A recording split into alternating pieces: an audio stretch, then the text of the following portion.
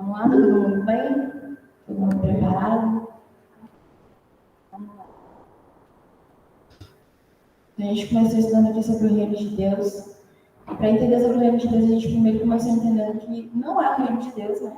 Nós entendemos que o reino de Deus ele não é o céu, na verdade, ele vem do céu, né? Que era um termo utilizado por Mateus por causa do contexto judeu, que eles não levavam muito a sério, não invocar o nome de Deus em vão. Então, eles não falavam Deus, né? Ficou Deus para o céu e ficou reino dos céus. Nós entendemos também que ele não é a igreja, na verdade, a igreja é um agente do reino. E aí nós pegamos esses dois pontos porque são dois pontos muito fortes, assim, que as pessoas às vezes confundem. Logo depois a gente começou a entender então o que é o reino de Deus de verdade. Nós vemos que lá do grego essa palavra reino significa um direito legal de governar. Então quando a gente fala reino de Deus, é o direito legal que Deus tem de governar. E nós vimos também que quando a gente pega lá em Apocalipse que fala sobre a consumação do reino, a gente está vendo que é a consumação da presença de Deus. Então, quando a gente fala do reino de Deus, a gente está falando da presença do próprio Deus governando, fazendo a vontade dele. E nós vemos também que Jesus ele vem em primeira instância para poder estabelecer a presença dele, né? A presença de Deus, do Espírito Santo. E que depois, na segunda volta de Cristo, Jesus vai voltar e estabelecer esse reinado político. Esse reinado que ele realmente vai reinar 100% sobre toda a terra, sobre todas as pessoas. Nós vimos que o reino de Deus ele se trata sobre um período de tempo, né? Que está próximo, exigindo uma necessidade de arrependimento para poder adentrar dentro desse reino que está próximo. Nós vimos que ele já chegou quando tem sinais maravilhosos operando no nosso meio. E a gente viu também que ele está vindo. Então, se trata de um reino eterno, né? Que já existia, existe e ainda vai existir. E aí a gente viu, né? Que então, resumindo aqui, o reino de Deus ele ainda não é pleno, porém ele já se manifesta naqueles em que Deus opera nos corações. Ou seja, o Espírito Santo está no nosso meio, mas ele opera através apenas dos filhos de Deus. Então a gente só consegue manifestar o reino de Deus se a gente é filho de Deus. E ele vai ser 100% estabelecido quando Cristo voltar para governar toda a terra. Nós vimos também que dentro desse texto de João 3, né, que identificar o reino é diferente de entrar dentro dele. Porque Nicodemos ele identificou a operação do reino de Deus através de Jesus, mas Jesus fala para ele que isso não é suficiente, que ele tinha que nascer de novo para poder realmente ver o reino de Deus, para poder realmente entrar dentro desse reino de Deus.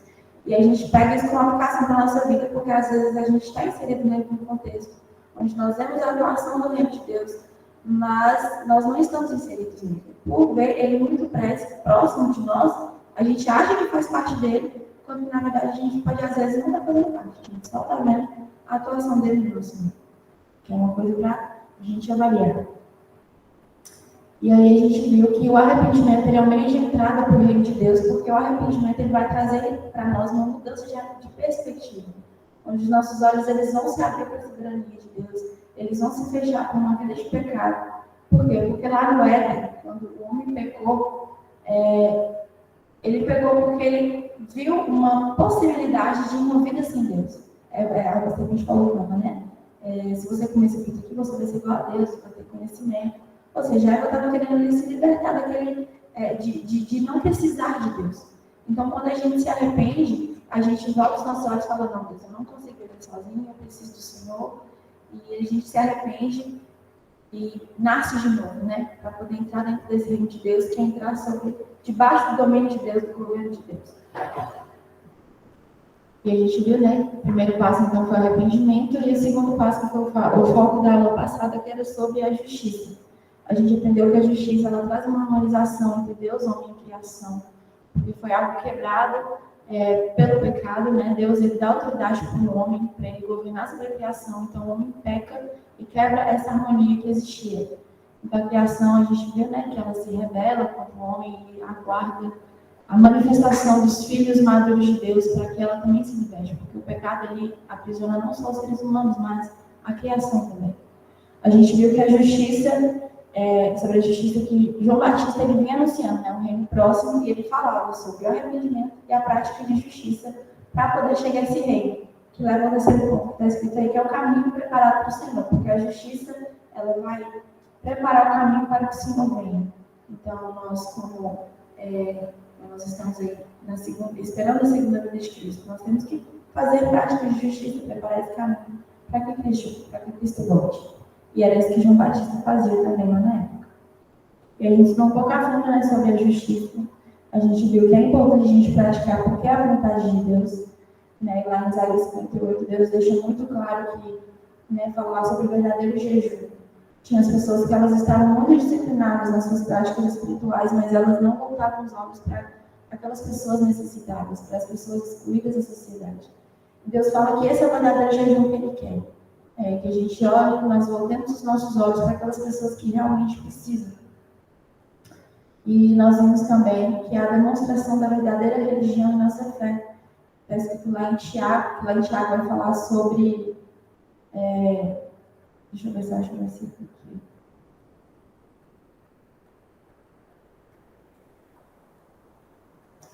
Lá em Tiago fala sobre nós demonstrarmos que nós somos salvos pelas nossas atitudes. Não é que as nossas atitudes vão produzir salvação, mas é que elas vão demonstrar que nós realmente fomos salvos. E naquele contexto que Tiago fala, ele fala sobre o cuidado do órfão e da viúva, que é as pessoas que sofriam naquela época, as pessoas que ficavam à margem da sociedade. E trazendo para o nosso contexto de hoje, a gente tem que olhar para essas pessoas que ficam à margem da sociedade, cuidar delas, porque essa é a vontade de Deus. Como pessoas salvas, cidadãos do reino, a gente tem que demonstrar essas práticas de justiça e ao socorro daquelas pessoas que realmente precisam. Nós temos também uma questão de salvação, porque lá em Mateus, Jesus, ele deixa claro lá que vai ter no dia do juízo final as ovelhas separadas dos bodes. Ele fala que as ovelhas eram aquelas pessoas que deram de comer para ele quando ele teve fome, deu de vestir quando ele estava passando frio. E os bodes são aquelas pessoas que não fizeram isso.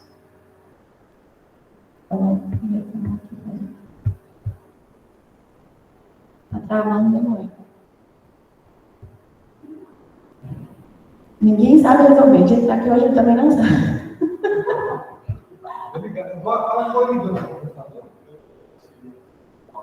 Nós vamos tentar resolver. Vai aguardando, irmãos. E a gente vê nessa questão da salvação, não que, repetindo, né? Não que as nossas obras elas vão nos salvar, mas é que elas vão demonstrar se nós realmente somos salvos ou não, se nós somos ovelha ou se nós somos bode. Né?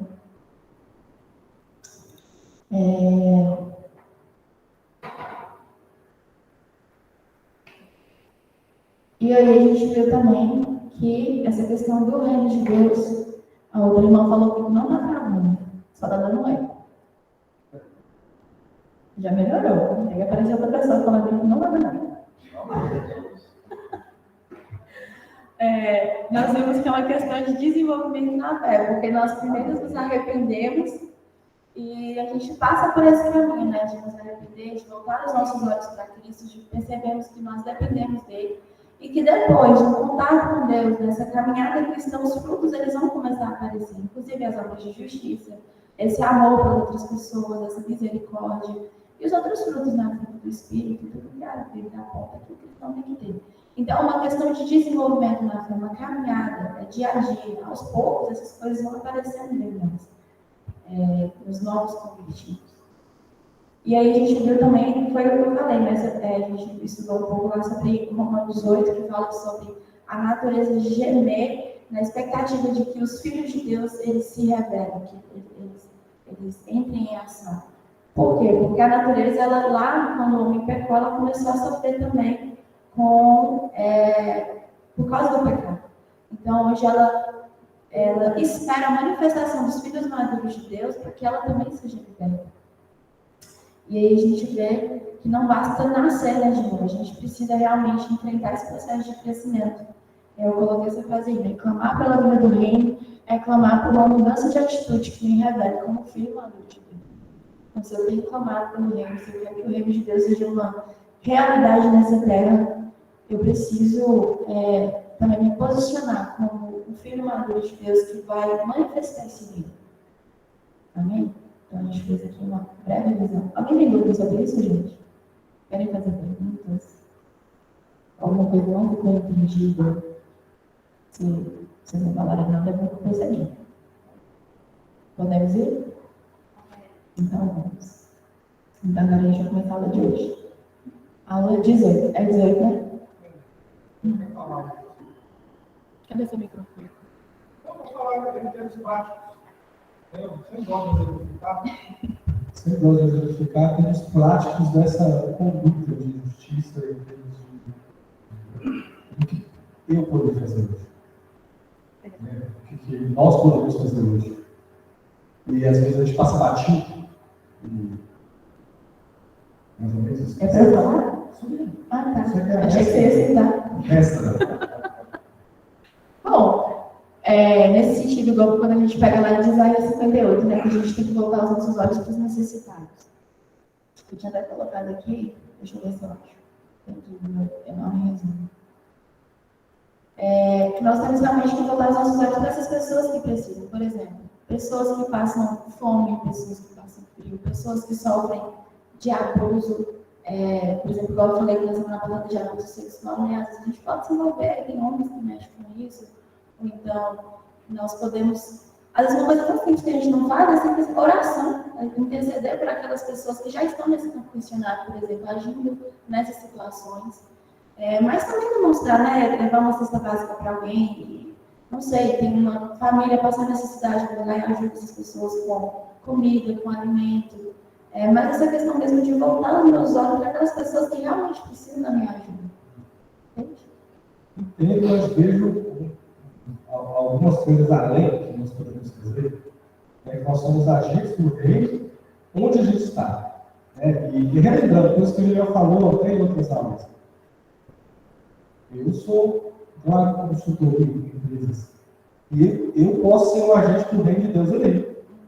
Mesmo cobrando o horário, fazendo tudo direitinho, mas entrar naquele lugar para ser luz de Cristo, não simplesmente falando da ideia de pregar para as pessoas, né? Mas que tem uma postura diferente, uma postura de pessoas que não aceitam suborno em benefício próprio.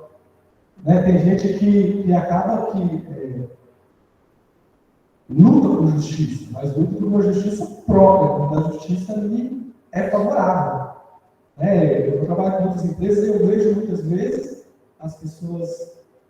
Esse já foi o caso, né? Eu estava numa empresa essa semana e a gente colocou o rastreador nos carros e a gente começou a perceber que os montadores, o pessoal que usava os carros, eram trabalhos externos. Então, o pessoal ia, a gente achava que estava trabalhando, 10 horas da manhã, o pessoal ia de casa. Sem olhar. E depois já era 6 horas, ó, cheguei agora. Liga, bate o ponto para mim, não dá nem condição de ir na empresa. E assim, é o oposto da justiça. Porque às vezes a gente olha a justiça de nós como funcionários, em empresa, mas muitas vezes a gente é injusto com a empresa. Ontem a gente teve uma situação, que a gente pode ter sido utilizado no restaurante, pagando a mais, ou a gente pode estar certo, pode ter pago. Mas assim, gente, faz o seguinte, pagamos, caminha mais ou menos, calma. Descobrimos o problema, mas assim, no sentido, é melhor a gente tomar o prejuízo do que depois eles falaram que pode crer, foi lá e deu o cavalo na gente aí. Entendeu? Então eu comecei a voltando para casa, cara, melhor a gente ter um dinheiro a mais ali, mas a gente não tem o nome do que depois as pessoas estão falando, queimando o nome de Jesus. E a gente vê muito isso, sabe? A gente vê, às vezes, assim,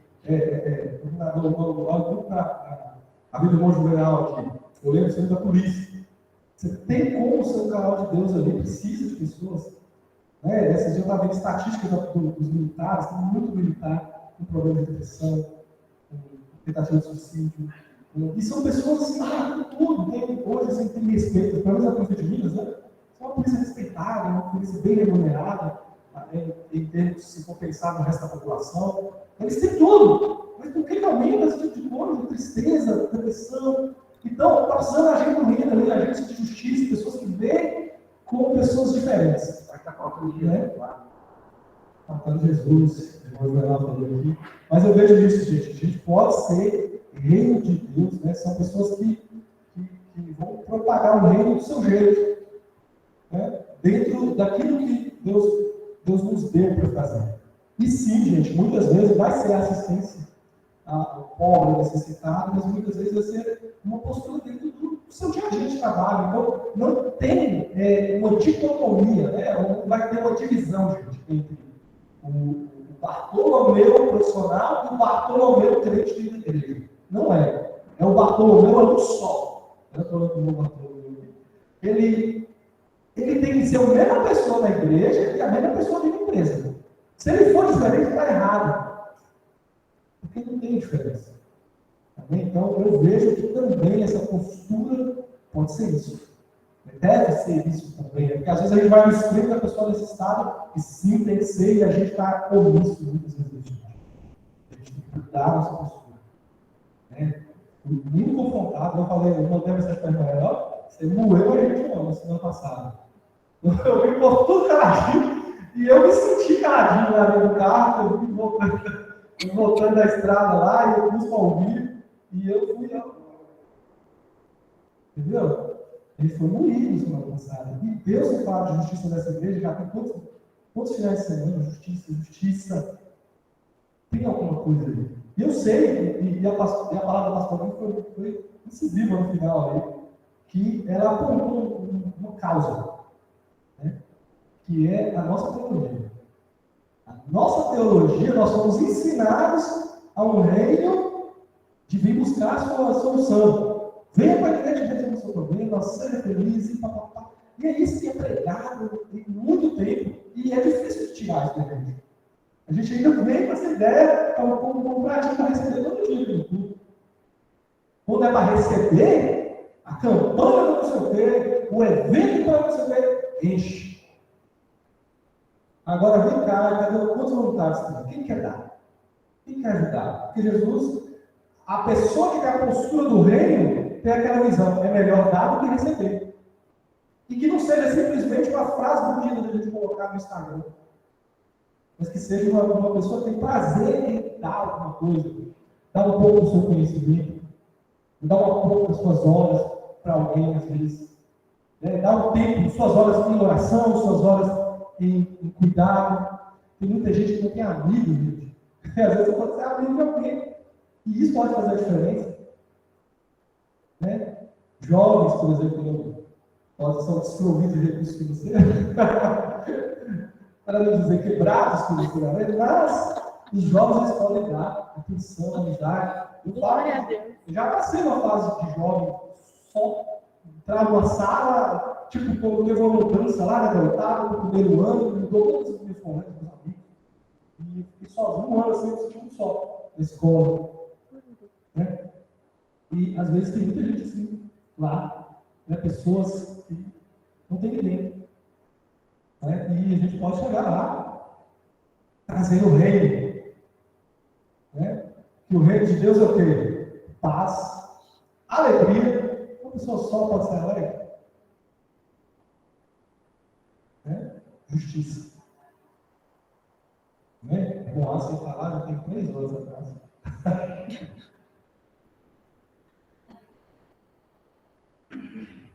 Eu achei que você não tinha visto, não, pelo que você falou. Não fala que eu falo. Pega aqui,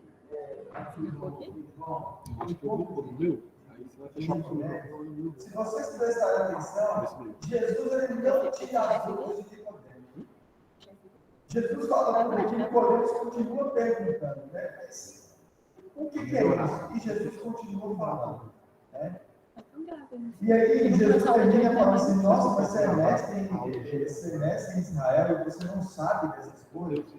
Então, primeiro, irmão, para a gente ter uma postura do reino, a gente tem que saber o que está a palavra de Deus. A gente tem que ter o discernimento, né? E nós discutimos aqui, na primeira aula, a importância, por exemplo, da reverência ao você vir para a igreja, você respeitar a liturgia, né? Nós começamos com oração, começamos com louvor. Diego até falou, né, que às vezes o louvor acaba e nem todas as pessoas chegaram ainda. Né?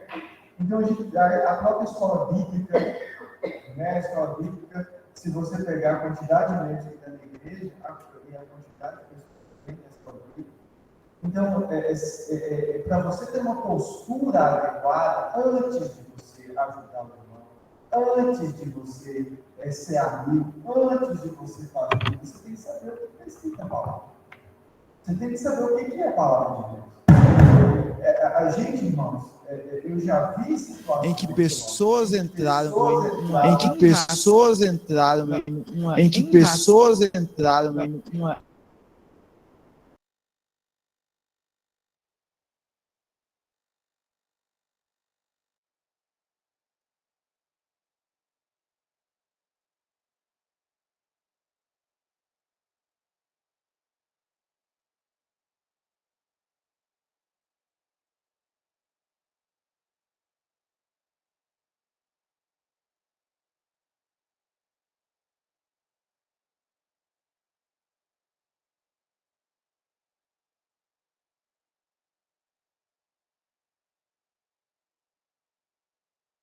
do que realmente exercer aquilo que está escrito na palavra de Deus. E aí a gente precisa ter esse discernimento, sabe?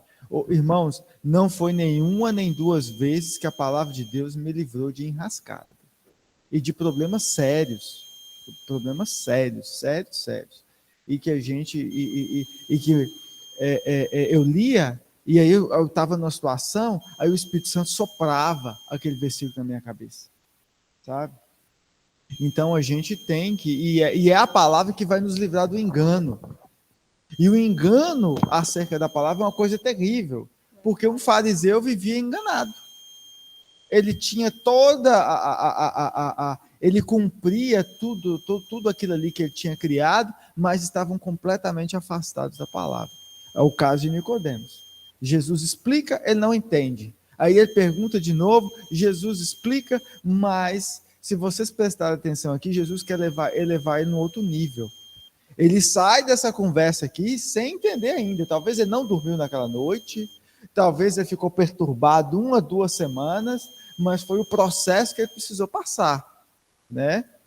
E interessante que Jesus ele vai conduzindo, ele não responde diretamente.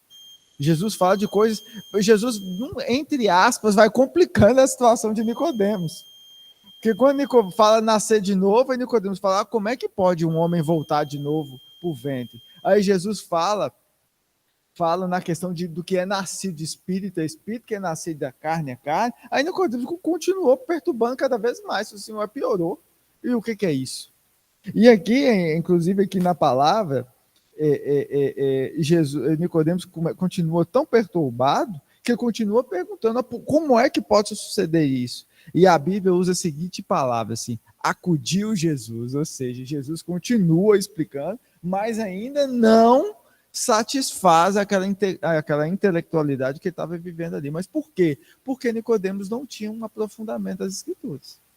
Embora parecesse que tivesse, mas ele não tinha um discernimento. E você lê uma coisa, você discernir é outra. Tem um amigo meu, do lado do meu trabalho, e aí eu fico instigando ele, né, a ler a Bíblia. Aí ele pegou e falou assim, não, eu leio, mas eu não entendo nada. Eu falei assim, continua lendo. Continua lendo. Né? Então existem, se o Espírito Santo não trazer a revelação da luz da palavra, a gente vai ler e não vai entender nada. Porque é um livro, eu não vou falar a palavra misteriosa, a Bíblia é um livro fantástico, que para você alcançar aqui, não é só você simplesmente ler, você precisa ter uma conexão com o Espírito Santo, né? Você precisa ter uma conexão. É uma coisa extraordinária a Bíblia, né? Toda vez, nosso saudoso irmão José Canguçu, toda vez que ele ia ler um versículo, ele sempre falava, eu tenho uma palavra maravilhosa. Toda vez ele falava isso, eu tenho uma palavra maravilhosa, e lia o versículo. Eu tenho uma palavra maravilhosa, porque na verdade tudo é maravilhoso na Bíblia, né? É extraordinário. Então antes a gente precisa de tudo isso que os nossos queridos irmãos falou aqui, a gente precisa buscar o conhecimento da palavra. E a gente precisa ter esse conhecimento. Se a gente não tiver esse conhecimento, esse discernimento do que fazer, é igual um padeiro, né, Gira? Chega lá, vai misturar ovo e trigo e não vai sair nada. Vai ser uma massa assada lá que não tem sabor nenhum.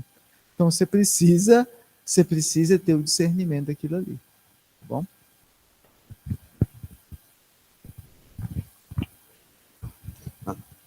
Aleluia. Ontem nós tivemos participando do programa Frutos da Terra e teve uma ministração lá que me chamou muita atenção, né? Que está em Isaías 5, que diz que Deus ele escolheu uma vinha, plantou essa vinha, cercou, limpou, adubou e fez até uma sebe, uma cerca em redor dela para proteger, né? Nós teve uma época que ele foi procurar uns frutos, que ele esperava procurar frutos. Chegou lá, os frutos eram frutos ruins. Ele falou, como é que pode? Eu esperava que desse fruto bom, deu frutos ruins, né? E aí ele falou assim, o que eu posso fazer mais, o que eu não tenha feito, o que eu posso fazer mais por essa vinha? É isso que Deus quer de nós. Frutos bons de misericórdia, que nós importarmos com os necessitados, os frutos do conhecimento, nós procurarmos entender a palavra de Deus, que Deus nos chama para dar frutos bons. Mas muitas vezes Deus nos cuida, nos chama, nos prepara, nos cerca, nos alimenta, mas às vezes os frutos que nós produzimos não são frutos dignos, né? Então, justamente o que a Alice falou, nós precisamos buscar conhecimento, é o que ela ministrou na aula passada. Filhos rúrios, filhos maduros, que possa expressar o que é o reino de Deus, como agente de Deus. E é isso que Deus espera de cada um de nós, que nós procuramos examinar a palavra de Deus, entender a palavra de Deus, para que ela possa trabalhar no nosso subconsciente, trabalhar no nosso ser, para ter um bom andamento e nós sermos instrumento do reino de Deus. Amém, queridos? Amém? Então, vamos lá. Agora a gente vai começar a nossa aula de hoje. E vamos começar lendo o texto, então, né? De João 3. Tem tempo que a gente não lê ele. Vamos abrir as nossas Bíblias. Vamos ler do versículo 1 até o 21. Quem achou, fala amém. Quem não achou, fala misericórdia.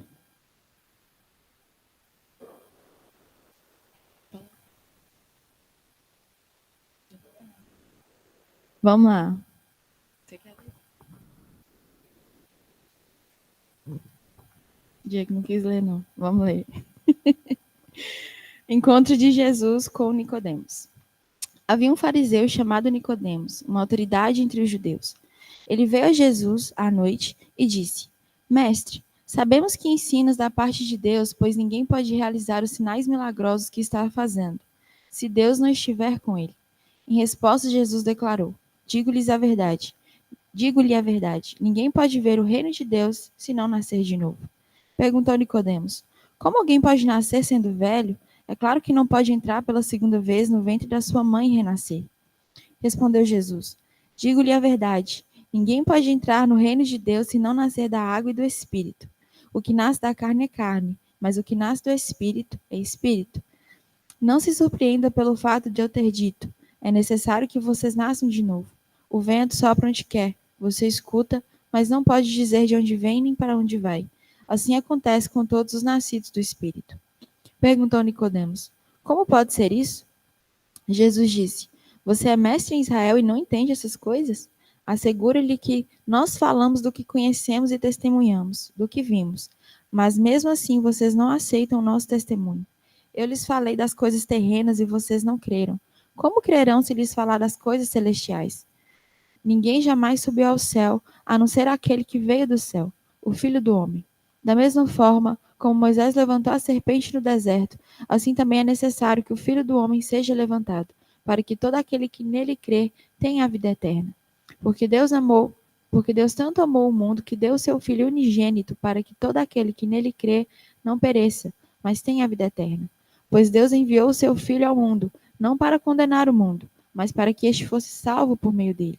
Quem nele crê não é condenado, mas quem não crê já está condenado, por não crer no nome do Filho unigênito de Deus. Este é o julgamento. A luz veio ao mundo, Mas os homens amaram as trevas, e não a luz, porque as suas obras eram más. Quem pratica o mal odeia a luz, e não se aproxima da luz, temendo que suas obras sejam manifestas. Mas quem pratica a verdade vem para a luz, para que se veja claramente que as suas obras são realizadas por intermédio de Deus. Amém? Então vamos lá, vamos começar nosso estudo aqui. Vamos lá. Então a gente vai começar estudando aqui sobre fariseu. Um estudo rápido sobre fariseu. Não sei se todo mundo já sabe o que é um fariseu, mas a gente vai ver o que é um fariseu. Porque está aí no versículo 1, né, de João 3. E fariseu significa pessoa separada, né? O significado de fariseu é uma pessoa separada. É aquela pessoa que ela, na teoria, ela busca viver em santidade, né? São as pessoas daquela época que se dedicavam às disciplinas espirituais. Então, eles oravam certinho, eles faziam jejum, eles liam a palavra, eles tinham... Eu não sei se eles decoravam a Bíblia toda, mas pelo menos os 5 primeiros livros eles sabiam de cor, lá do Pentateuco, né? E então aquelas pessoas que elas se dedicavam mesmo, assim, que na teoria você olhava e falava, meu Deus, que coisa linda. Eram pessoas que se dedicavam muito àquelas disciplinas espirituais. Pessoas separadas. E aí entra, né, que a teoria era boa, mas eles tinham alguns problemas, que eu vou falar rapidamente, porque a gente já viu isso em outras aulas anteriores. Que está lá em Mateus, no capítulo 23, né? O primeiro problema que eu coloquei aqui dos fariseus é que eles tinham uma vida de disciplina para se exibirem. Que está lá em Mateus 23, do versículo 5 ao 7, que diz assim, vou ler rapidinho. Tudo que fazem é para serem vistos pelos homens. Eles fazem seus filactérios bem largos e as franjas de suas vestes bem longas. Gostam do lugar de honra nos banquetes e dos assentos mais importantes nas sinagogas, de serem saudados nas praças e de serem chamados mestres. Então, esse versículo aqui mostra para a gente que, na verdade, os fariseus, eles faziam tudo aquilo lá porque eles gostavam de se sentir importante, eles gostavam de aparecer no meio do povo, e o povo, nossa, que povo santo, que roupa bonita, que franjas bonitas das suas roupas, das suas vestes longas. Então, eles gostavam de receber aquela honra. Então, eles não faziam aquelas disciplinas porque, eu vou ler a Bíblia porque eu quero conhecer mais de Deus. Não. Eles liam a Bíblia porque eles queriam se mostrar para os outros. Então, um primeiro erro dos fariseus era isso. Eles não faziam por amor a Deus, eles faziam por amor a eles mesmos, amor ao próprio ego. Segundo ponto, era uma falsa santidade por pura aparência. Lá em Mateus 23, o versículo 27 e 28 fala assim: Ai de vocês, mestres da lei e fariseus, hipócritas, vocês são como sepulcros caiados, bonitos por fora, mas por dentro estão cheios de ossos e de todo tipo de imundície. Assim são vocês. Por fora parecem justos ao povo, mas por dentro estão cheios de hipocrisia e maldade. Então aqui está falando, né, sobre essa capa que os fariseus eles usavam. Era uma capa de santidade, né? Aparentemente eles eram pessoas justas, pessoas boas, pessoas santas. Só que na verdade aquilo era uma capa para poder esconder um coração soberbo, um coração enganoso, um coração maldoso, um coração cheio de ego, que eles, né, que gostavam de ser exaltados. Então era apenas um verniz ali por fora para deixar todo bonitinho, e eles não se preocupavam com o mais importante, que era o coração, né? E que é realmente o que Deus vê. Então, eles se preocupavam em ficar bem perante os homens, mas perante Deus eles não se importavam. Fale, Di. Gente, só para completar uma questão do fariseu, os fariseus eles surgiram, né, o movimento dos fariseus foi na Guerra dos Macabeus, né, e o que estava acontecendo com Israel naquela época? Ele era dominado pela Grécia, né, e a Grécia estava, de certa forma, forçando a mistura do costume. Né? Então, eles pegavam os costumes pagãos deles e estavam tentando introduzir no judaísmo para virar uma salada ali, e ali era o jeito deles colonizar e dominar. Né? Era uma forma cultural. E quando teve a revolta dos Macabeus, os fariseus surgiram naquele momento como uma coisa muito boa, gente. Então, o que eu quero mais eles queriam o quê? Limpar, eles queriam essa separação tem a ver com essa mistura entre o que é profano e sagrado. Então, eles iam para as escrituras e eles entendiam aquilo ali e eles eram radicais em expulsar toda a mistura ruim que vinha da Grécia naquela época, né? Depois continuou, o movimento continuou até depois que os romanos invadiram, né? E os romanos tomaram a frente. Então, os fariseus começaram com um movimento muito bom, né? Um movimento de santificação, de purificação. E eu vejo que eles foram se perdendo ao longo do tempo, porque eles foram ganhando a admiração das pessoas, e aquilo foi entrando no coração deles, e de muitos, né, gente? Eu acredito que tinha muito fariseu bom também naquela época. Né? Como também nas igrejas, hoje tem muita gente boa, tem muita gente ruim. Então, eu vejo mais como um retrato do que acontece aqui. O movimento pentecostal foi uma bênção. Toda a bênção que foi, mas a gente vê também que agora começou a aparecer umas loucuras no movimento pentecostal, que o trem tá louco, o negócio tá doido mesmo, muita coisa. Entendeu? Mas tem a parte boa e a parte ruim. Então eu vejo que os fariseus, a gente pode aprender com eles. Foram pessoas que, com uma grande boa intenção, foram se perdendo ao longo do tempo. Né? Eles eram inimigos muito fortes dos saduceus, mas depois eles juntaram para prender Jesus. Né? Mas eles eram contra. Os saduceus, eles só criam nos 5 primeiros livros da Bíblia, e os fariseus, eles incluíam os outros profetas, aquelas outras histórias, né? A nossa Bíblia do Velho Testamento completa, eles acreditavam, né? Eles como palavra de Deus.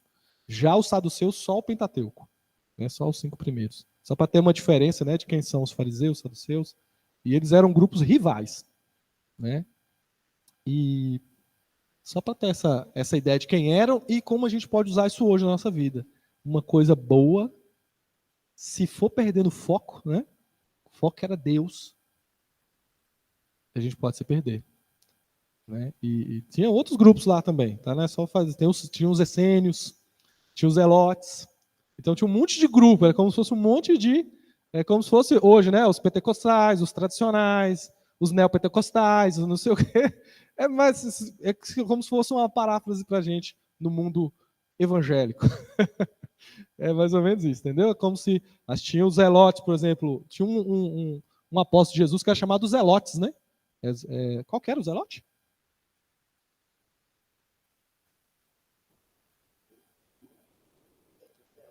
Não, Zelote não era o sobrenome dele, não. Zelote era o partido que ele fazia parte. Nossa, me deu um branco aqui no nome do apóstolo lá, que era um zelote. E zelote, gente, era que nem o Estado Islâmico, sabe? Os radicais, que ia para a espada. Né? Hã? Não. Não claramente. Tinha um outro que... Não, eu nem vou entrar nessa de Barrabás, que eu não tenho muito conhecimento. Barrabás era bandido, mas não sei se era um bandido ou se era um cara revoltoso. Não, eu já ouvi dizer, mas não é claro na Bíblia. Tem um que eles falam, fulano, o Zelote. Tem que pesquisar aqui, vai aparecer. Simão, tinha o Simão Zelote. Mas não era o Pedro. Não era o Pedro, era o outro Simão. E aí, só para vocês terem uma ideia do contexto. Então, Jesus estava brigando ali com os fariseus porque eles tinham tomado uma proeminência muito forte e eles colocavam um peso de religiosidade no povo, porque eles já eram os caras assim da santidade, então eles colocavam um peso ainda maior no povo e isso era por vaidade. Desculpa, Ellen, pode Continuando.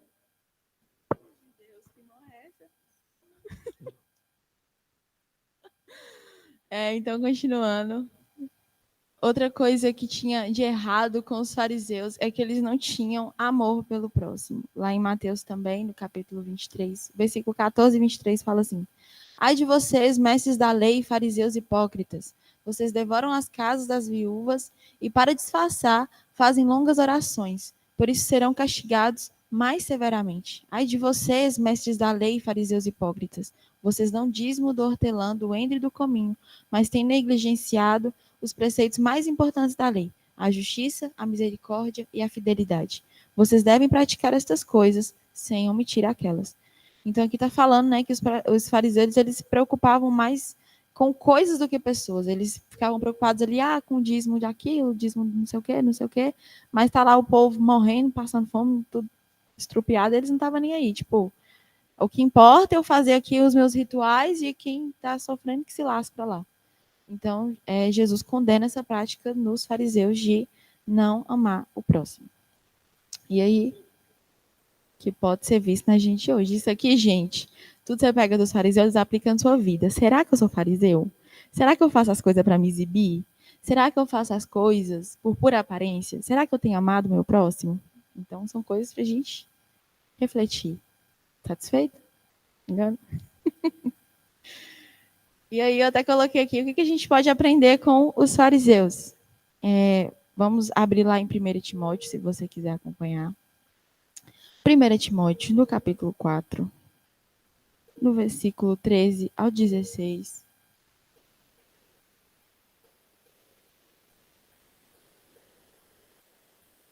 Amém ou misericórdia?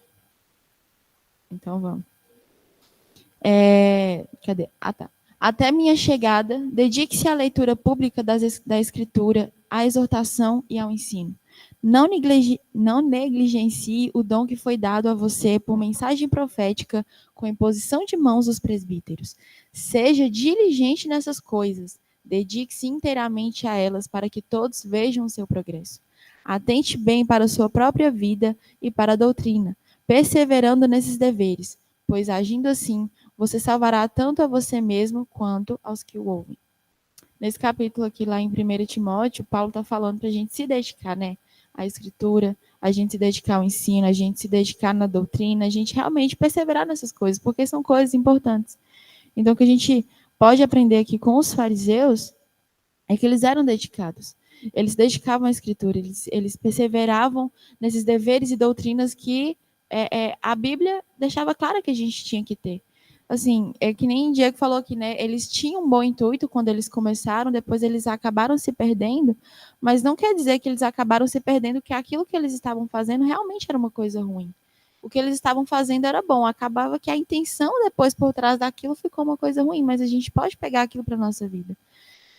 Se o fariseu, que ele não tinha esse amor, que ele não tinha o Espírito Santo naquela época, eles se dedicavam tanto à leitura da palavra, eles se dedicavam tanto à Bíblia, e nós hoje, né? A gente hoje acho que para a gente seria muito mais fácil, né? Se a gente realmente se diz cristão, se a gente realmente ama a Deus, se a gente realmente ama o nosso próximo, se dedicar a esses deveres, essas doutrinas espirituais, deveria ser algo mais fácil para a gente.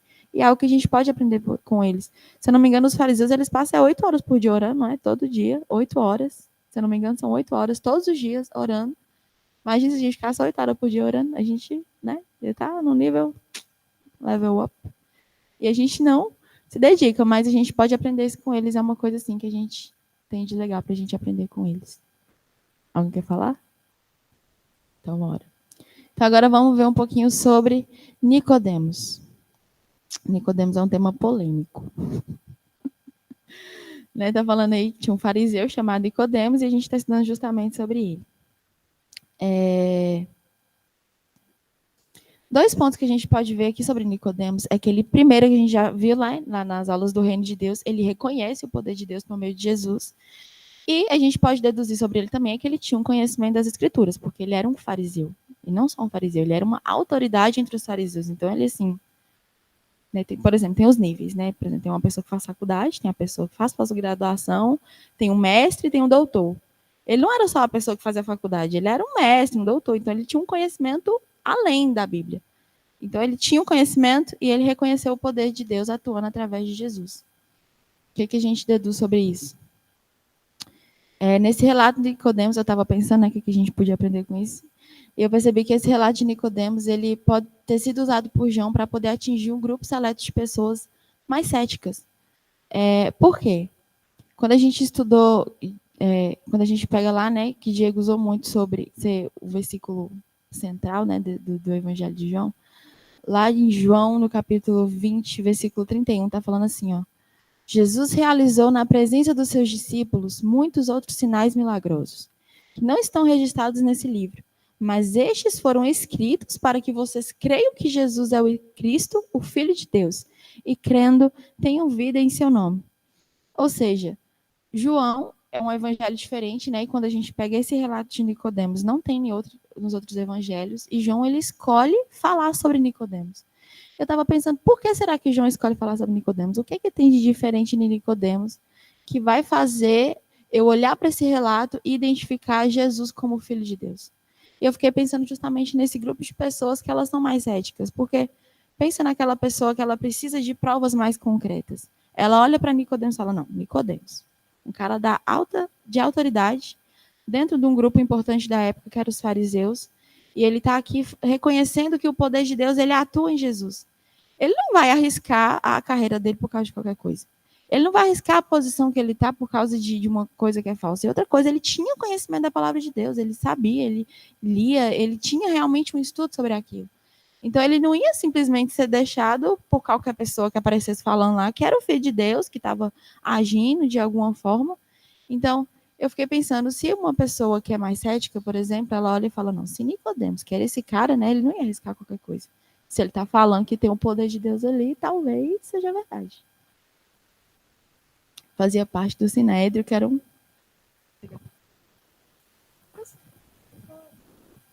Ele fazia parte do Sinédrio.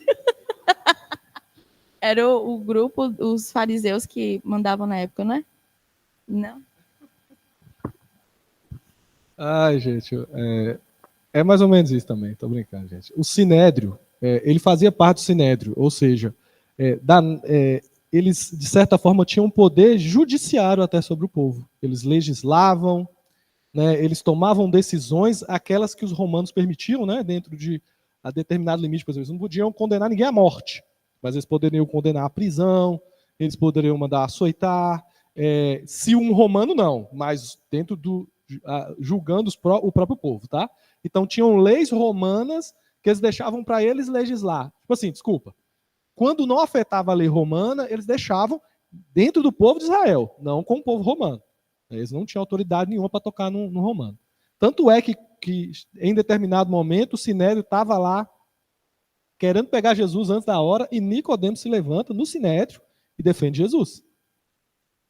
Então ele é uma pessoa era de altíssima autoridade mesmo da época. É como se fosse, se for pensar ali em Israel, né? Poxa, ele seria quase que um deputado também, né? Tipo assim, porque lá misturava muito o poder religioso e o poder político. Mas é como se fosse um cara de super autoridade política. Ninguém podia tocar nele e a opinião dele era muito importante. Então, ao falar de Nicodemos, realmente estava falando de um cara que era muito inteligente, era um cara que era muito estudado e era um cara que tinha muita autoridade política em Jerusalém e entre todos os judeus.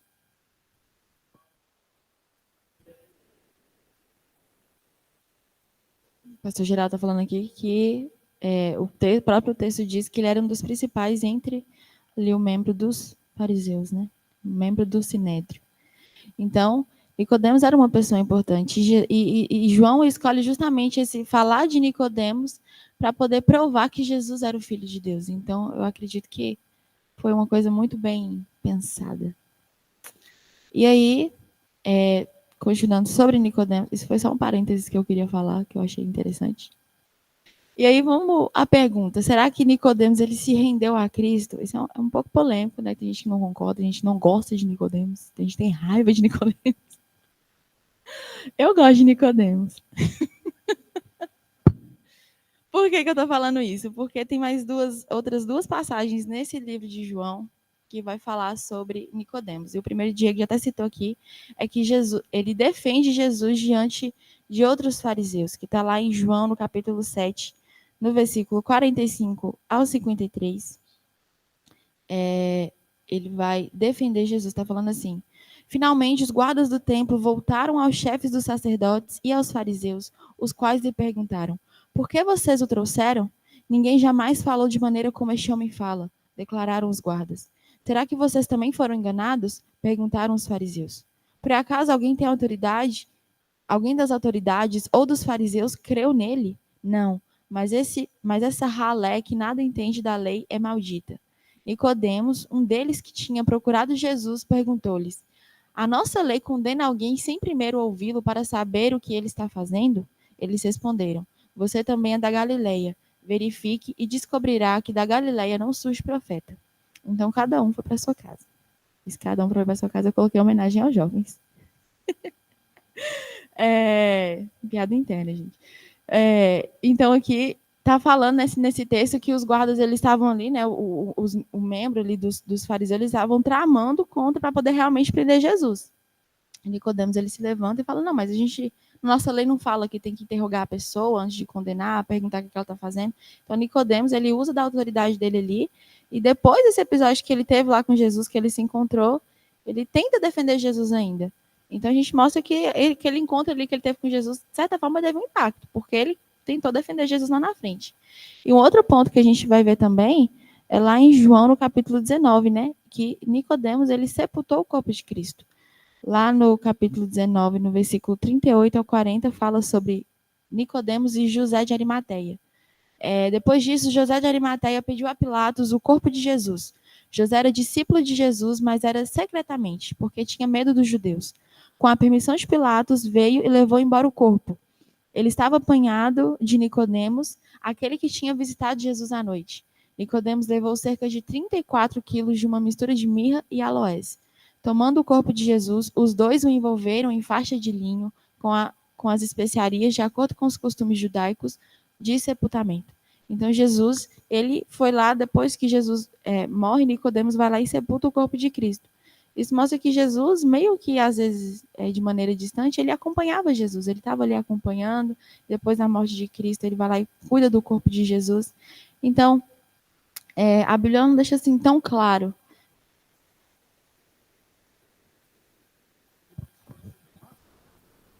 Só para ver a diferença, né, gente? Que dessa primeira ele estava escondido, né? À noite ele foi lá procurar Jesus e tal.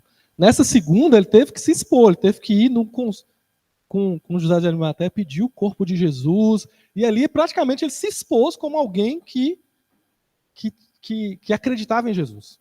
Porque ele não ia expor a toda a bagagem dele, o nome dele.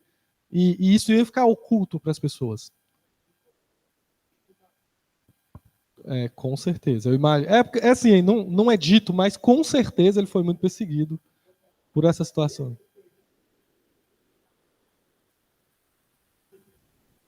José de Arimateia? Essas histórias eu não conheço. Depois eu tenho que pesquisar.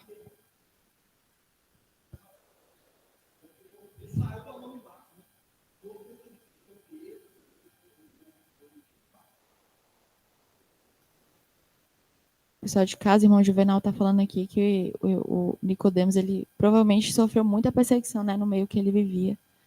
Com certeza, eu acredito nisso também. Então a gente fica pensando, né, será que esse encontro de Jesus com Nicodemos, será que não surgiu, né? Eu acredito que sim, porque depois, né, Nicodemos, ele acompanha ele Jesus, ele se expõe por causa de Cristo, então eu acredito que isso gerou frutos na vida de Nicodemos.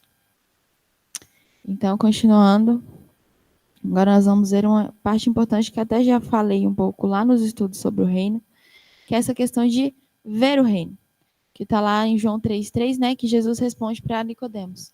Em resposta, Jesus declarou: digo a verdade, ninguém pode ver o reino de Deus se não nascer de novo. Esse ver, ele é mais do que ver. Essa é a palavra que Jesus usa no original. Acho que ficou ruim de ler, né? Não deu para ver. É uma questão, está escrita aí, né? Voltar os olhos, a mente, a atenção para algo, ter consideração, estimar, prestar atenção. Então é mais do que, tipo, olhei que Diego e vi. Ok, eu vi. Diego, que o que Jesus está falando aqui é olhar e ver. Não, o Diego está aqui sentado, está com o cabelo assim, está com uma blusa preta. Então é olhar, ver e reparar realmente o que está acontecendo. Então quando Jesus fala, né? Ninguém pode ver o reino de Deus. Ele está falando ali de olhar com atenção, você realmente perceber o reino de Deus atuando, o reino de Deus governando. Então é como se Jesus estivesse falando ali, você pode ver, mas tem um nível mais profundo. E ele pega e fala sobre o novo nascimento, né? Existe esse nível mais profundo que eu falei, né? Que às vezes a gente corre o risco de estarmos inseridos num contexto onde eu vejo a atuação do reino de Deus e não está inserido. Então Jesus fala, você pode estar nesse nível de apenas enxergar que o reino de Deus está atuando, mas existe um nível a mais de você realmente olhar com estima, você apreciar aquilo, você realmente perceber com detalhes o reino de Deus atuando, o governo de Deus sendo atuado sobre as pessoas, sobre a vida, né, sobre o meio onde a gente está inserido. E aí ele vai falar sobre essa necessidade de novo nascimento, que quando a gente nasce de novo, os nossos olhos eles são abertos e nós conseguimos ver com mais clareza esse governo de Deus, essa vontade de Deus sendo atuada. Então, ele está falando sobre essa questão mesmo de existe um novo nível. Peraí que eu estou revendo as minhas anotações. Ah, tá. Então, assim, quando a gente, nesse sentido de ver mesmo, porque a gente viu que o reino de Deus se trata da presença de Deus, se trata da vontade de Deus. Então, quando Jesus ele fala aqui sobre esse novo nascimento, para eu ver o reino de Deus, é eu abrir os meus olhos, né? Eu fecho os meus olhos para o mundo de pecado, eu abro os meus olhos para a vontade de Deus, e agora eu fico mais sensível à voz do Espírito, agora eu fico mais sensível ao que Deus está falando, ao que Deus está me dizendo, ao caminho que eu devo seguir, à vontade de Deus que deve ser feita. Então, é sobre se ver que Jesus está falando. E, com base nisso, a gente agora vamos estudar. Nós vamos. Eu coloquei o Nicodemos nascido de novo aqui, ó, todo feliz. Até tirar as roupas de fariseu. Nós vamos estudar sobre o novo nascimento. Eu estou vendo aqui o tempo, vai dar tempo de ver um pouco. Vamos lá sobre o novo nascimento. Então, vamos começar vendo aqui a necessidade do novo nascimento, né, dentro desse texto de João 3,3, que fala, né, sobre nascermos de novo. E a primeira necessidade do novo nascimento é que todos nós temos uma natureza pecaminosa. Então, assim, todos nós nascemos já com essa natureza pecaminosa dentro de nós. Nós, por nós mesmos, a gente nunca teria a capacidade e o desejo de buscarmos a Deus. Nós, por nós mesmos, a gente não tem essa vontade de fazer a vontade de Deus, de fazer o que é certo, de buscar a justiça. Por nós mesmos, nós não somos capazes, nós não podemos produzir salvação. Nós precisamos de uma renovação de mente, a gente precisa de uma renovação de coração. E tudo isso, quem vai fazer é Deus, por meio do novo nascimento. Nós, por nós mesmos, jamais somos capazes de fazer isso. Nós nos rebelamos contra Deus e com as nossas próprias mãos nós nunca produziríamos salvação. Nós precisamos do próprio Deus. Um outro ponto sobre a necessidade do novo nascimento é que nós não podemos entrar no reino de Deus, nós não nascemos de novo. Quando a gente vê essa conversa aqui de Jesus com Nicodemos, Jesus ele não faz uma sugestão, né? Ele é uma ordem. Você precisa nascer de novo. Não é tipo assim, se você quiser nascer de novo, ou então, se você tiver afim, no dia que você tiver com uma roupa legal, você nasce de novo. Não é isso. Jesus está falando, você precisa nascer de novo. Você tem que nascer de novo. Se você quiser entrar dentro do reino de Deus, essa é a condição. Você precisa fazer isso. Então, o novo nascimento ele é uma ordem. É uma ordem clara de Jesus. Outra questão também sobre a necessidade do novo nascimento é que uma fé intelectual e emocional, ela não é suficiente. E até voltando ali no nosso texto que a gente já estudou nas aulas anteriores, lá em João, no capítulo 2, 23, fala assim: enquanto estava em Jerusalém, na festa da Páscoa, muitos viram os sinais milagrosos que ele estava realizando e creram em seu nome. Mas Jesus não se confiava a eles, pois conhecia a todos. Não precisava que ninguém lhe desse testemunha a respeito do homem, pois ele bem sabia o que havia no homem. Então, esse trecho aqui está falando sobre pessoas que eles olharam para Jesus, viram as coisas que eles estavam fazendo e creram em Jesus. Só que Jesus está falando que essa questão aqui de crer não é suficiente. Por quê? Porque essas pessoas, elas creram em Jesus, creram nos sinais milagrosos que ele estava fazendo, creram nas obras que ele estava manifestando ali. A crença que essas pessoas tinham em Jesus não era no Jesus crucificado e que foi para levar os meus pecados. E quando Jesus fala sobre esse novo nascimento, sobre essa necessidade de crer, é justamente a gente crer no Jesus Salvador. Não é só no Jesus que opera milagres, no Jesus que faz obras legais e que são aparentemente muito grandiosas aos meus olhos. Era essa necessidade de crer. Então, essa emoção, assim, eu creio em Jesus porque ele gerou uma emoção muito forte dentro de mim. Aí eu vi Jesus agindo e isso mexeu comigo. Não é só esse crer que Jesus está falando. Eu preciso crer que Jesus morreu, levou os meus pecados e me salvou da ira de Deus. É essa crença que Jesus está falando. Não é só olhar e ver essa questão de racionalmente falando. Eu preciso realmente crer nesse processo do Jesus crucificado. Então, esse novo nascimento, nós precisamos dele, porque nós temos essa natureza pecaminosa e não podemos produzir salvação por nós mesmos. Nós é uma ordem de Jesus, né? Nós só podemos entrar no reino de Deus se nós nascermos de novo.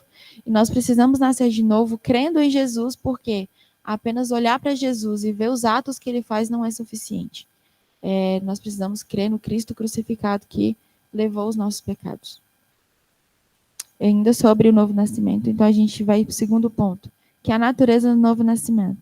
E a gente vai começar vendo o que não é nascer de novo, né? Vamos entender o que é nascer de novo. Se eu preciso nascer de novo, eu tenho que saber o que é, né?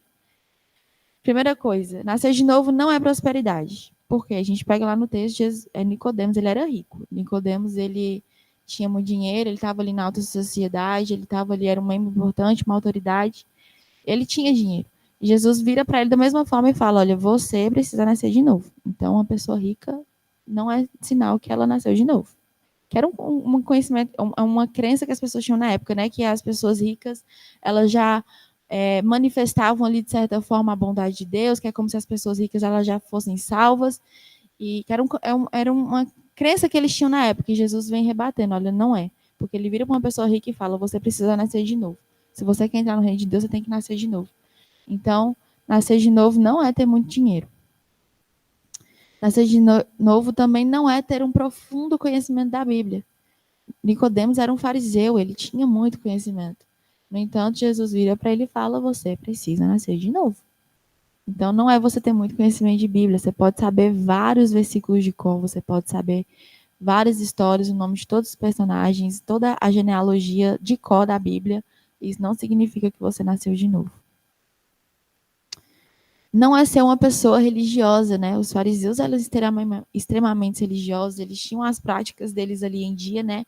Eles faziam tudo bonitinho, oravam, jejuavam e tal, tal. Então, eles eram uma pessoa super religiosa, eles tinham aquela capa de santidade ali, né? Aparente. Mas Jesus, no entanto, vira para Nicodemos e fala, você precisa nascer de novo. Todas essas características aí tinha Nicodemos. E ele não tinha nascido de novo. Jesus fala para ele que ele precisa nascer de novo. Então, não adianta eu só ter uma vida religiosa. Talvez eu tenha uma vida religiosa e não nasci de novo. Outro ponto é que não é ocupar cargo de liderança. De novo, Nicodemos, ele era líder. E às vezes a gente está dentro da igreja também, às vezes a gente ocupa cargo de liderança e pode ser que a gente não nasceu de novo. Pode ser que você está dentro da igreja aí fazendo várias coisas, envolvido em várias obras, mas isso não significa que você é um nascido de novo. Isso não significa que você já está dentro do reino de Deus. O que não é ter informações corretas sobre Jesus. No versículo 2, Nicodemos, ele afirma para Jesus, né, que ele agia pelo poder de Deus, e Nicodemos não estava errado, ele estava certo. Mas ele precisava nascer de novo. Jesus ainda fala com ele, isso aí que você está falando não é suficiente, você está falando aí, está tudo certinho que você está falando, mas não é suficiente, você tem que nascer de novo. Então, às vezes, eu tenho um conhecimento ali sobre Jesus, eu saber sobre a vida de Cristo, não é suficiente. Ainda pode haver a chance de eu saber muito sobre Jesus e não ter nascido de novo. E também não é uma reforma moral. A gente confunde muito, né? Tipo, não, eu roubava, aí eu entrei para a igreja, agora eu não roubo mais, então quer dizer que eu nasci de novo. Não, eu bebia horrores, eu ia para as noitadas e bebia todas. Agora eu não bebo mais, então eu nasci de novo. E Jesus, na verdade, ele fala que ainda assim precisa de um novo nascimento. Essa questão da moralidade é uma coisa até que muito enraizada na nossa cultura, né? A gente fala, não, eu vou dar o testemunho. Irmãos, eu fumava 3 maços de cigarro por dia, hoje eu não fumo mais nenhum, glória a Deus, nasci de novo. Mas não necessariamente. Ali, na verdade, é só uma reforma moral. Às vezes a gente pode ser um bom cidadão, a gente pode ser um bom pai, pode ser um bom filho, um bom marido, uma boa esposa, e ainda assim não termos nascido de novo. Por quê? Porque, como a gente já viu, né, essa questão do novo nascimento é uma obra de Deus. É algo que ele vai produzir para nós. Então, não interessa se eu sei muito versículo de cor, não interessa se eu tenho muito dinheiro na minha conta, não interessa se eu dou dízimo, se eu oro muito, se eu leio a Bíblia, não interessa se eu tenho cargo dentro da igreja, se eu sou uma ótima cidadã, se eu não roubo, né, se eu não estou mentindo, se eu não sonego os meus impostos. Não interessa. Isso tudo, você pode ter isso tudo e ainda assim ser uma pessoa que não nasceu de novo. Aí você começa a encacucar. O que é nascer de novo, então? Então, agora a gente vai entender o que é nascer de novo.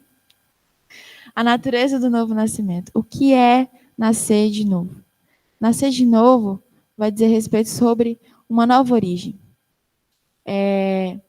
Lá Jesus, lá no versículo 5 e 6, Jesus fala para Nicodemos: digo a verdade, ninguém pode entrar no reino de Deus se não nascer da água e do Espírito. O que nasce da carne é carne, mas o que nasce do Espírito é Espírito. Então, nós aqui no nosso mundo natural, né? Por exemplo, se você olhar para mim, você vai ver que eu sou a cara do meu pai. Eu sou igualzinho ao meu pai. Tudo em mim é igual ao meu pai. Meu jeito é tudo igual. Por quê? Porque eu nasci do meu pai, meu DNA tá aqui. Minha mãe fica até brincando, falando que eu sou filha só dele, mas ainda assim eu tenho 50% aqui, mãe, do seu DNA correndo nas minhas veias. Uma hora ele vai se manifestar, esse DNA. Mas a gente se parece, igual eu tava até, Carla e Diego que tava esses dias. Não, Yasmin parece comigo. Não, ela parece comigo. Não sei o que, não sei o que. Fiquei obrigada. Eu falei, não, acho que ela é misturada.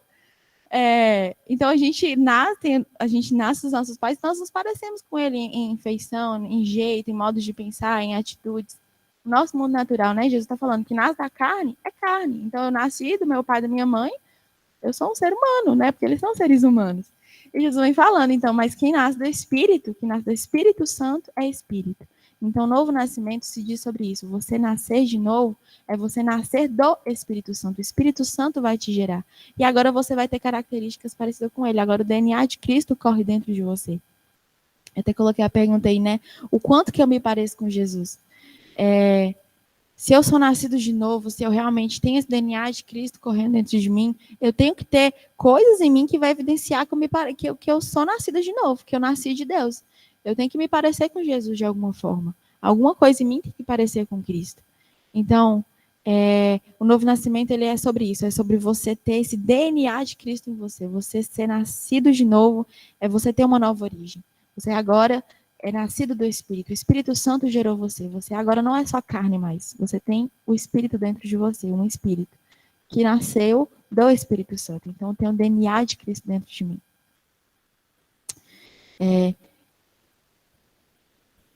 Próxima coisa sobre o novo nascimento. É uma transformação interior realizada pelo Espírito Santo. Lá no versículo 5, né, fala: ninguém pode entrar no reino de Deus se não nascer da água e do Espírito. E aqui Jesus usa uma linguagem para que Nicodemos entenda, porque naquela época João Batista, ele estava batizando no deserto com água, né, falando sobre o batismo de arrependimento e simbolizando esse arrependimento com o batismo na água. Então, Jesus fala para Nicodemos que sobre essa questão de você precisar nascer de novo da água e do Espírito, ou seja, do Espírito porque você precisa nascer de Deus e da água porque você precisa do arrependimento. Para nós nascermos de novo, o arrependimento, ele é o primeiro passo. Você precisa se arrepender dos seus pecados, você precisa olhar para a sua vida e ver o quão miserável que você é nos seus pecados e reconhecer a sua dependência de Deus, reconhecer que você precisa de Deus, reconhecer que você precisa desse governo de Deus sobre sua vida. Então, nós precisamos nos arrepender dos nossos pecados. Reconhecer que nós somos pecadores, que nós estamos afastados de Deus, tanto agora quanto na eternidade. Precisamos reconhecer que o nosso pecado ele é pior do que qualquer coisa. E aí nós vamos nos arrepender. E aí vai ser um passo para o novo nascimento, né? Então, nós nos arrependemos. Nós temos essa origem da água, né? Que vai ser simbolizando o arrependimento. Origem do Espírito, porque nós somos gerados pelo Espírito Santo. E a terceira, o terceiro ponto sobre o novo nascimento é que é uma obra livre, soberana e misteriosa do Espírito Santo. Por quê? Porque não depende de nós. É uma obra inteiramente de Deus. No versículo 8 fala assim: o vento sopra onde quer. Você escuta, mas não pode dizer de onde vem, nem para onde vai. Assim acontece com todos os nascidos do Espírito. Então se diz sobre algo que nós não entendemos. O vento ele vem de um lado, vem para o outro, faz um barulho. Às vezes ele está alto, às vezes ele está calmo, às vezes é só uma brisinha, às vezes vem um furacão. São coisas que a gente não entende de onde vem, para onde vai. E a mesma coisa acontece com o novo nascimento. Às vezes a gente não consegue entender isso racionalmente falando. A gente olha para isso, é uma coisa difícil de entender. E realmente não é algo que a gente pode entender 100% na nossa mentalidade. É uma coisa que é Deus que produz. Porque às vezes a gente vê pessoas tão improváveis sendo transformadas, pessoas tão improváveis sendo atingidas pelo Evangelho. Pessoas que às vezes a gente jamais iria até essas pessoas que a gente jamais esperaria uma transformação delas, no entanto, elas são transformadas pelo poder de Deus. Então, são realmente coisas que a gente não entende. E aí, isso tudo, para a gente ver que não depende de nós. É uma obra que ela é inteiramente de Deus. Assim como um bebê. Um bebê ele não faz esforço nenhum para poder nascer. Ele não se autogera, ele não provoca o próprio nascimento. São os pais que fazem o bebê e a mãe vai gerar aquele bebê. A mãe vai sangrar e vai ter aquelas dores para colocar aquele bebê para fora. A mesma forma quando nós nascemos do Espírito. É Deus que nos gera e é Ele que vai fazer com que a gente nasça. É Ele que vai gerar esse arrependimento em nós e fazer com que nós tenhamos esse novo nascimento, que nós sejamos uma nova criatura. É Deus que gera, não vem de nós, não é da nossa obra. E esse é o poder do Evangelho, de fazer todas as coisas novas. A gente se depara com a nossa vida, a gente né, pessoas velhas, a gente vê igual uma coisa linda, né? Minha avó, ela se batizou esse ano. Gente, eu acho que eu nunca vi uma pessoa transformar assim tão rápido. Depois do batismo, minha avó transformou assim. Pra quem vê, os parentes tudo boca aberta, ninguém entendendo nada. Assim, uma pessoa tão mais calma, uma pessoa agora feliz, sabe? Satisfeita. E a gente via que ela vinha sofrendo, assim, às vezes cabisbaixa, e depois que ela batizou, que ela aceitou Jesus, a gente viu uma transformação muito significante na vida dela. E é justamente isso, a gente olha para as pessoas e, do nada, uma obra. Uma pessoa feliz, uma pessoa satisfeita, uma pessoa alegre. E é justamente isso o novo nascimento, essa transformação dentro de nós, que só Deus produz. A gente, às vezes, ela estava lá, a gente tentava animar, e ninguém nunca conseguiu animar minha avó como Jesus fez. A gente, por mais que a gente tentasse, a gente se esforçasse, nunca dava certo. Jesus foi lá e fez a obra. E é justamente isso sobre o novo nascimento. São essas coisas que não dependem da gente. É realmente o Espírito Santo que vai gerar isso em nós. Então, deu nosso horário, né? 10h03. Então, a gente vê aqui nesse poder transformador do Evangelho. A gente pode pegar aqui uma pessoa velha de 40 anos, que pode fazer tudo novo na vida dela. Uma pessoa velha de 40 anos, ou uma pessoa jovem de 19, e pode se fazer tudo novo na nossa vida, né? É justamente sobre isso que Jesus estava falando com Nicodemos. Nicodemos já era um cara mais velho, já era uma pessoa que estava com a vida construída, e Jesus fala: Nicodemos, você pode mudar a sua vida. A sua vida ainda pode ser totalmente transformada. Tudo pode se fazer novo. Nicodemos até fica se entendendo, né, por causa dessa questão mesmo do novo nascimento, mas é justamente isso. Porque nós vamos ser gerados de Deus. O Espírito Santo vai nos gerar. E tudo vai se fazer novo na nossa vida. E eu vou acabar aqui. E Dia quer falar, mais uma vez.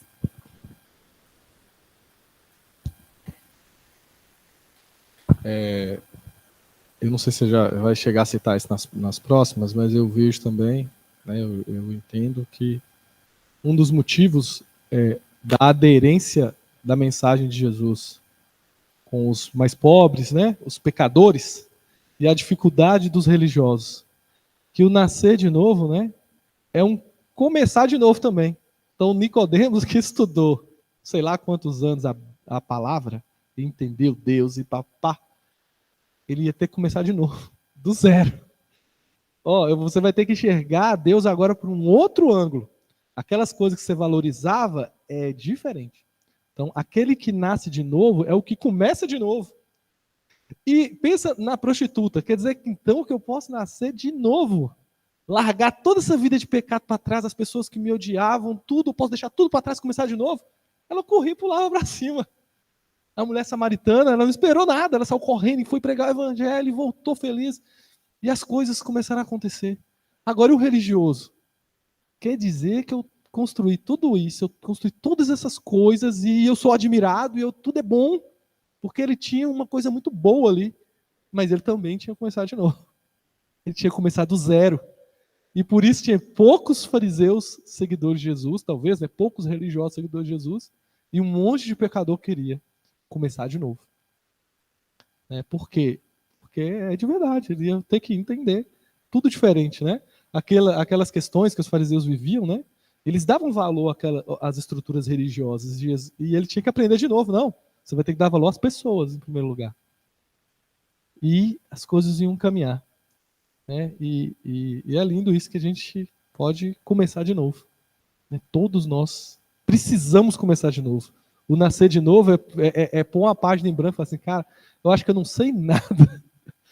E tem hora que você vai assim, eu não sei nada de Deus, eu tenho que começar a aprender tudo de novo, tenho que começar a entender quem é Deus e ter essa humildade, né?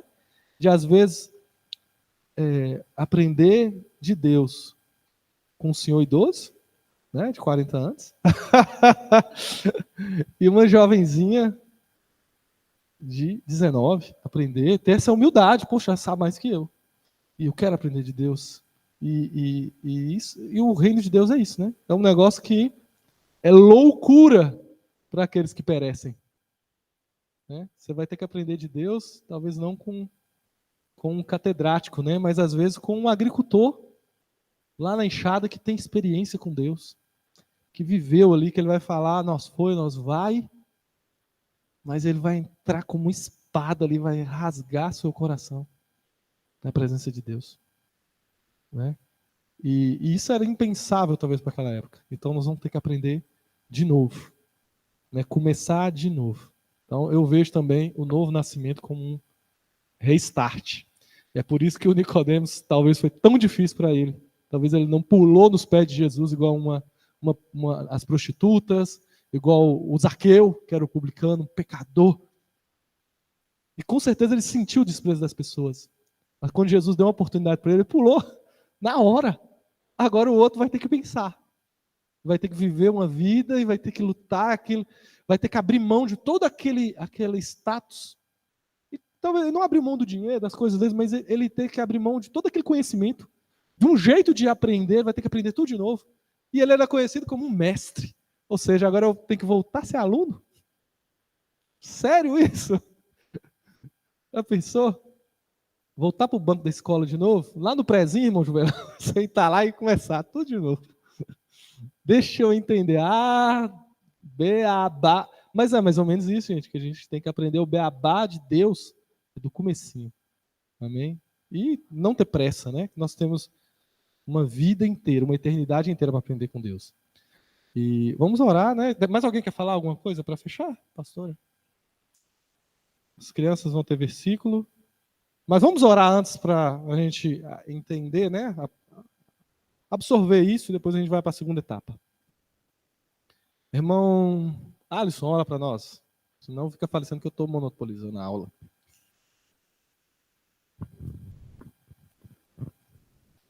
Maravilhoso Deus e poderoso Pai, obrigado, meu Deus, por essa aula, Senhor. Em nome de Jesus, meu Pai, nós pedimos, meu Pai, que a Tua palavra prospere no nosso coração e na nossa mente, meu Deus, e que dê frutos, meu Deus, conforme a Tua vontade.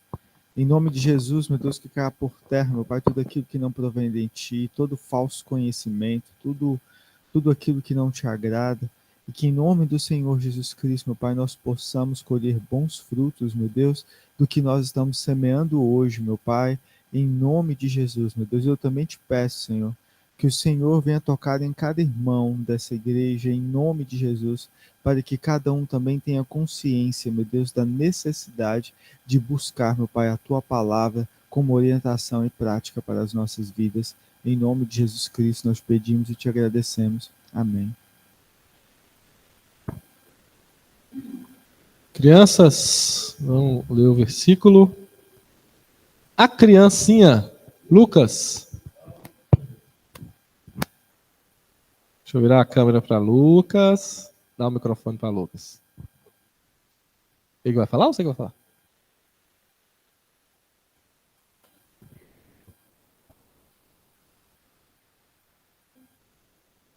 Então, e vento, e peixe, é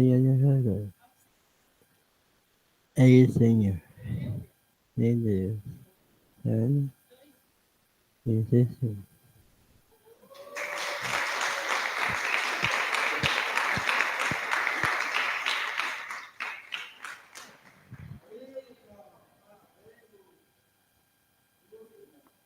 Agora é o que? Avisos?